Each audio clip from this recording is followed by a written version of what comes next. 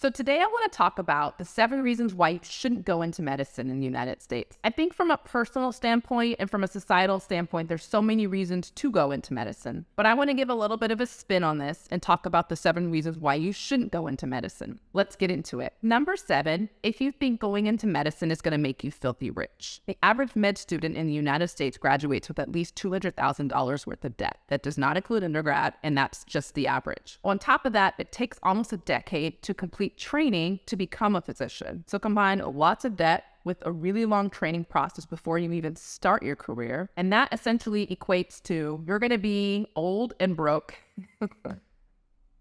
by the time you start your career as a doctor.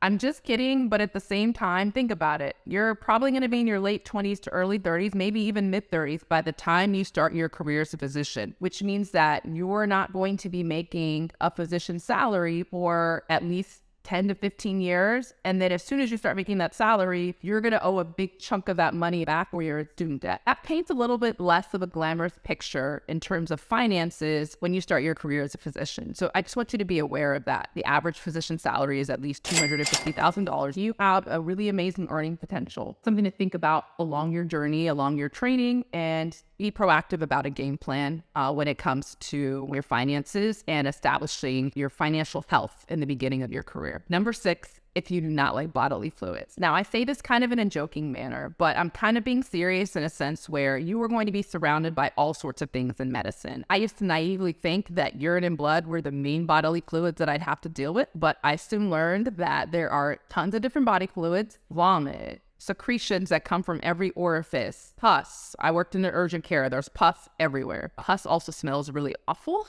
So, what else? Liquid, stool, all the things. And all of these things have their associated smells. So if you're not a liquids person, you're not a smell person, medicine may be a little bit challenging for you. You may be able to pick a career where you don't have to be surrounded by these fluids and smells so much, but medical student rotations and residency, good luck. You're going to be in the hospital, in the emergency rooms, in the ICU, around these items. Number 5, if you cannot function on little to no sleep.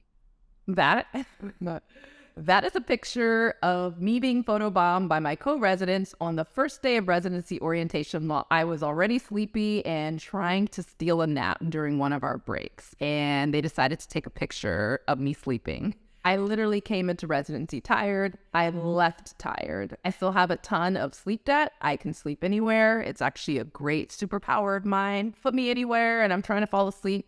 I give you 5 minutes and I'm out. If you cannot function on little to no sleep, a career in medicine may be challenging for you. You are on medical student rotations, when you are in residency, we're going to be working night shifts, overnight shifts, call shifts, all sorts of variety of shifts that are just there to ruin your sleep pattern. You may be working a string of night shifts, which means you're sleeping during the day and working overnight. So you're trying to force yourself to sleep during the day when the sun is out, and then you're working in the hospital overnight. Another flavor of night shifts is you may be on call Q3, Q4, Q5. Q just means every third night, every fourth night, every fifth night, you are working overnight in the hospital. But that doesn't mean that you don't have daily responsibilities either before or after that night shift. So you may be working during the day in clinic or in the hospital. Then you do an overnight shift, and then your post-call day may still require you to go do some work in a hospital or clinic, and then you're finally off. For example, in my residency program, there was a time where our longest shift was about 30 hours. I said it, 30 hours. So again, if you're not really able to function on little to no sleep, pick a career where you're working more 9 to 5, Monday through Friday, that may not require you to work any sort of night shifts or,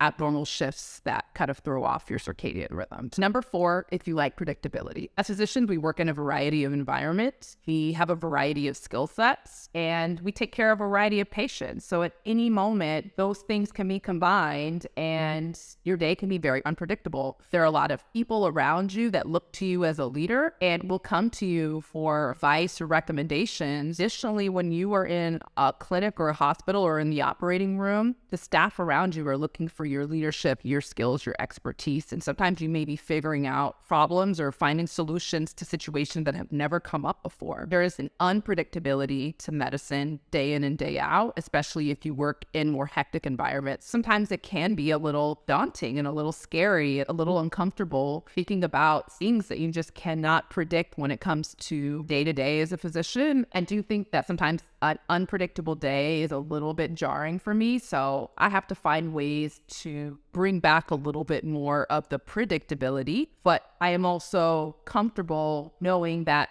there are some things that I just can't predict. There are some things that I just can't control. And those things can be a little stressful, but it's just a part of a calling and the career. And sometimes if you just stop and think about it, I do feel privileged that I have a skill set that not many people do, and that I have an opportunity to really impact my patients, my colleagues, my community, and my world. I know that sounds kind of cheesy, but if you stop and think about it, it's pretty amazing. Number 3, if you like instant gratification. So we live in a society now where using your phone, using an app, you can order pretty much whatever you want as fast as you want. And sometimes we get upset if it arrives later than we expected or something goes wrong with it. As I mentioned earlier in this video, it can take sometimes 1 to 2 decades to achieve your career in medicine, depending on the specialty that you go into. That is not instant gratification. That is a true grind. That is commitment. That is time, energy, finances, opportunities where you could be doing other things that you are sacrificing and giving to a career in medicine. That's a big deal. You are required to have an undergraduate degree to go to medical school, which generally people are graduating from undergrad in about 4 years. Med school is 4 years. The shortest residency program that you can complete is 3 years. So you're talking about 4 plus 4 plus 3 is 11 years. Now, in some instances, which I haven't really seen this as often, but you could do a combined MD undergrad program, which usually takes about 6 years. And then again, the shortest residency program is 3 years. There's no accelerating through that. So maybe you could get that down to 9 years. And they may do a fellowship program. So fellowships are anywhere from 1 to a handful of years, and that's for specialty training in your respective field. So you need to be aware that the specialty or the type of career or this expertise that you want as a physician or surgeon may require 1 to 2 decades to fully achieve that goal. So for me, it took 4 years of undergrad, 2 years of a post-bac program, 1 year to apply to medical school, 4 years of med school, 3 years of residency, and 1 year of fellowship before I finally achieved my goal of becoming a physician. It took 15 years to finally start my full-time career as a physician. And for some physicians and surgeons, it takes more than that. But if you are hesitant about spending all that time and energy and losing other opportunities in your life as a result of all the training and the time spent, you need to be honest with yourself, do some soul searching. If your goal is to be a physician or a surgeon, then go for it. Number 2, if you do not like to work hard, please do not go into medicine. I will say it again. If you do not like to work hard, do not go into medicine. You will just put a lot of extra stress and responsibility on your colleagues around you. So please just think about all the time and energy and finances that you're going to be investing in yourself and, into your career as a physician. They say it takes at least 10,000 hours to become an expert in something. You are going to work more than 10,000 hours to become an expert at your field of medicine and your career of choice as a physician. From the moment that you decide to take your pre-medical classes, study for your MCAT, apply to med school. That's a grueling process as well. Study in med school, take all the exams you need. Step 1, step 2, there's so many steps. Apply to residency, your intern year, complete residency, then apply to fellowship. Again, you're taking more tests, complete fellowship.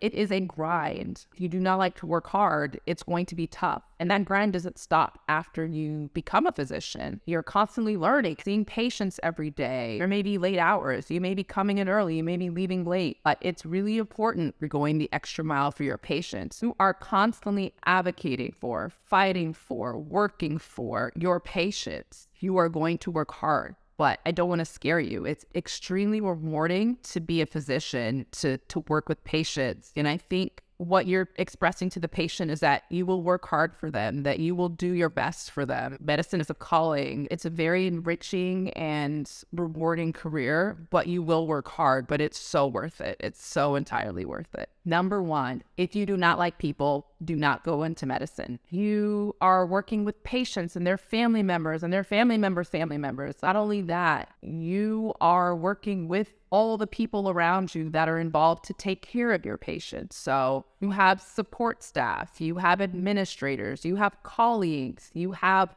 pre-med students, medical students, residents, fellows. Like, there are constantly people around you in medicine. Now, there may be specialties that you don't really have to work with people as much, but you're still going to be working with colleagues. Medicine is becoming so much more complex than there's so much information that we're uncovering about science in the human body. Medicine is all about teamwork now. You can't work, in solitude taking care of your patients. It's really important to have a team around you. So if you don't like working with people, if you don't like, the constant communication day in and day out with people, medicine may not be the right career for you. I know I spent a lot of time talking about why medicine may not be the right career for you, but it is reasonable to consider things that you don't like when thinking about a career. Also important to think about things you do like. If there are things that you love about medicine, scientific discovery, working with patients, the rewarding aspect of caring for those who need someone to care for them, working hard, establishing a skill set that's not just well respected, but truly needed in this world. I think medicine is something that could be extremely rewarding and just a wonderful experience. Please like this video if you enjoyed the content. If you want to see more content like this, definitely subscribe to my channel. I'll see you in the next video.